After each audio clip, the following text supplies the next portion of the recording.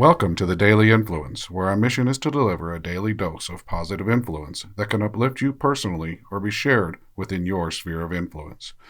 While not every episode may directly apply to your unique circumstances, we strive to provide insights and inspiration relevant to most people's daily, weekly, and monthly lives. Whether you are tuning in during the morning, noon, or night, the Daily Influence is here for you. Listen, share, and embrace the power of influence in your life. Hey everybody, Brian Smith here with the Daily Influence, and we continue today with our discussion about foundation, and we're diving into our character. And this is a topic that is going to probably make us run a little long. I was told not to apologize for running long, and I think that you'll find that it's an interesting topic because it's going to challenge us to look past personality and into the deeper part of who we are. Things that are part of our foundation come from the influence of our foundation and define who we are in the longer term. Character is a longer term view. It's a culmination of your behavior in all aspects of your life. And generally measured by how you influence others. Your character is defined by that influence, and it can be all over the place. It can emerge how you present yourself. It can emerge in rare or extreme occasions only. It can be triggered. Your deeper character can be triggered by events. There's so much that's so complex about our character, and it can be confused. Your personality, your behavior can confuse your true character, or you can hide it. And people can use their personality and use their egos and use their way of communication and their influence to cover up bad character. And also, the way people act can mask good character and make people seem actually opposite of having good character, but seem bad. We're going to talk about that today. Character can often take time to reveal itself. It's based on our internal beliefs, our values, our personality. Judging our personality is easier. It's faster. When we meet people, we can have a snap decision about what type of person they are, but we really don't know. Character is always open for change, improvement, and otherwise, based on one action, where personality, you could have one action in personality and it's always going to be good. A smile, well, that's a happy person. Well, people with bad character smile.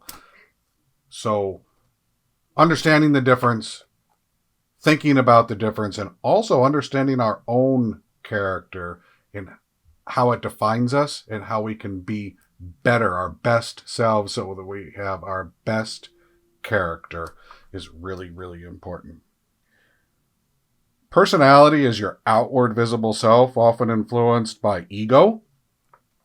So if I have an ego about myself, I could come across as dressing really snappy, right? I mean, I could want to impress and I want to carry this ego forward.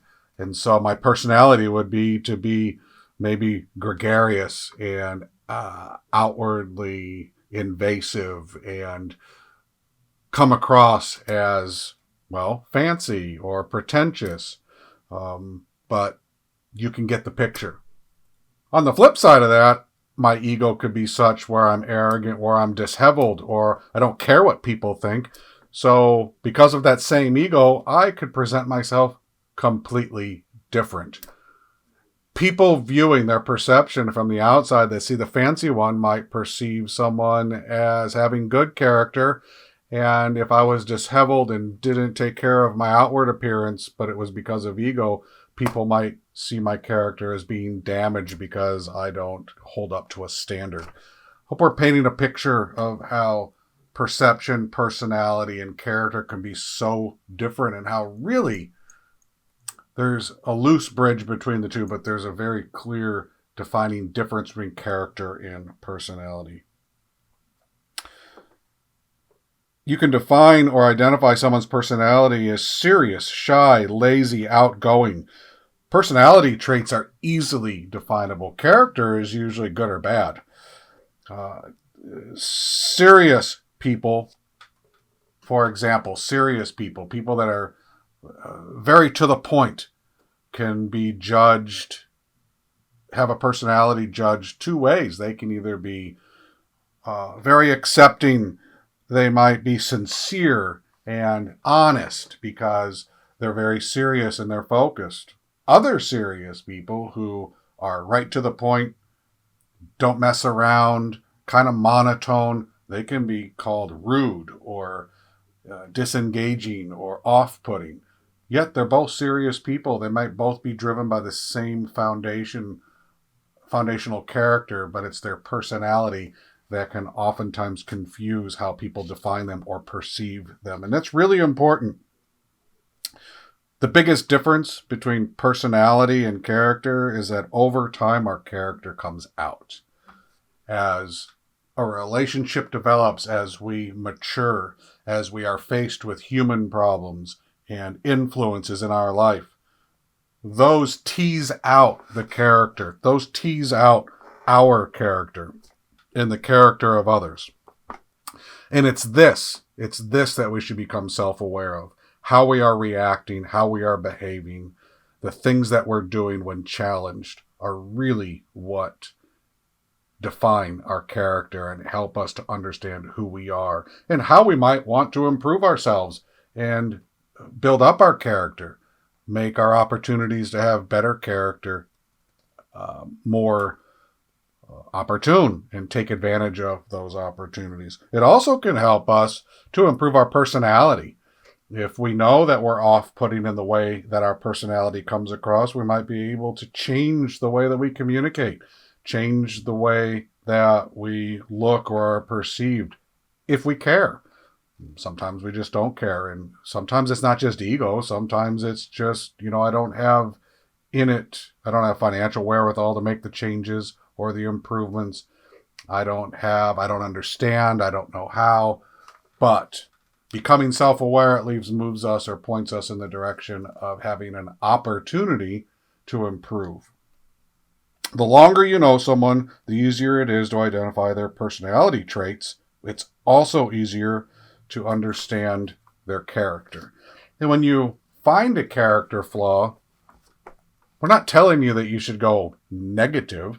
We're telling you that you should use that information for your benefit so that you're not taken in by that character flaw. If you know that person well enough, maybe you can help them correct that character flaw. You have an opportunity to be an advantage to them and help them be better. They may not even recognize the character flaw because some character flaws are inherited. They're learned. They're part of a trait that we picked up in how we were raised or in the environments that we find ourselves, the companies we work in, the friends we have, the family we grew up, the region we lived in, the nation we live in. All of these things can challenge our character.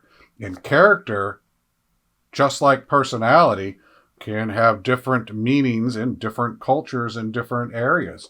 While some things are accepted in one culture, they're not in others. And knowing those differences, being self-aware of those differences can help people to improve when they move from one culture to another, one environment to another. We can help them improve and become better for themselves and better for the areas of influence where they find themselves. Part of doing that is being honest. And part of our character or having good character is being honest, but oftentimes it's hard to be honest with people. It's hard to tell somebody that you may have identified or that you suspect a character flaw. We don't want to put ourselves in that situation. It can be adversarial. It can be conflicting.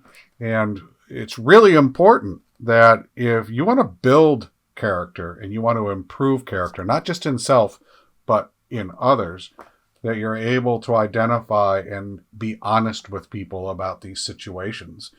And it's hard sometimes to do that. There's an example that I have, actually a couple examples that I have of challenges in being honest with people about their character. One was about hygiene. We had a technician that used to work for us way back in the 90s, and he had bad hygiene, and nobody wanted to say anything to him because he was really smart and he was really good at what he did.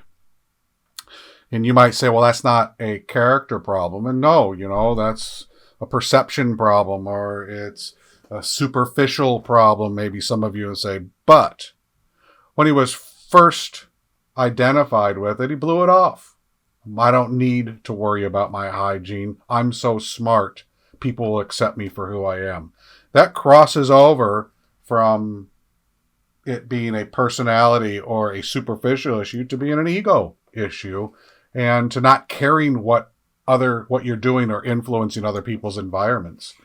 And finally, we had to put him on paid leave. And it wasn't paid leave because of his hygiene issue, really. It was paid leave because of his behavior and his attitude towards his hygiene issue. He had a character flaw that he was too good to be held to a standard. That because of his mind and his ability to solve technology problems, that he didn't have to be held to a hygiene standard or to a cleanliness standard.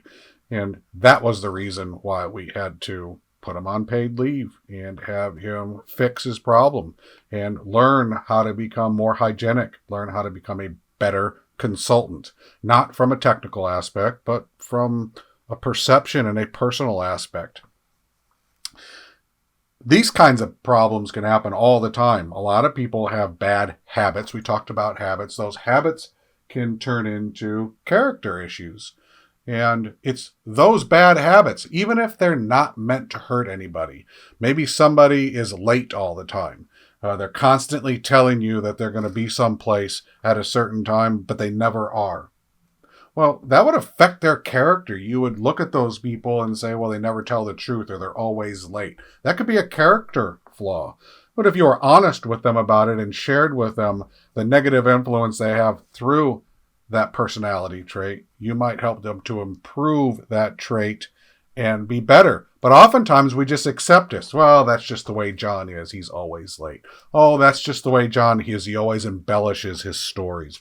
That's the way Jane is. She always just makes things up when she doesn't understand or know the answer to it. And we allow them to do this over and over and over again, and it affects their character. It's not just a personality trait that we accept. It's a character problem that can ultimately hurt them later. So as a peer or a friend or a family member, it's important that we're honest. And it helps us define our character, that we want to be responsible for our influence. And part of that influence is being our best self and helping others be their best self. Acceptance of things that are not generally accepted is a character issue also. It's a form of arrogance. So if we're willing to accept people who lie to us, well, that's not good. If we're willing to accept errors from people, that's not good. These are issues that go to ego, go to behavior, they go to personality, and they also affect our character. So whenever we accept things that aren't normally accepted, behavior, solutions, anticipations, expectations, whenever we will accept less than what is accepted, we're starting to create an opportunity to damage character, not just personality, not just perception. So check yourself. Think about areas of influence you might have where you're settling, where you're allowing people or you're observing people who might be damaging their potential better character. And think, is there a way for me to help them to be better? Is there a way for me to deliver this message about character and about personality and the differences between them and how they might improve themselves? And if you're in a situation of leadership, this is really important. This is how you can lead leaps and bounds ahead of others and improve the overall culture and the overall character of your team, of your environment, and of your area of influence. Another issue about character that we'll talk about is it can be called into question just by the company you keep. If you work for a company that has a bad reputation, your character is going to be called into question.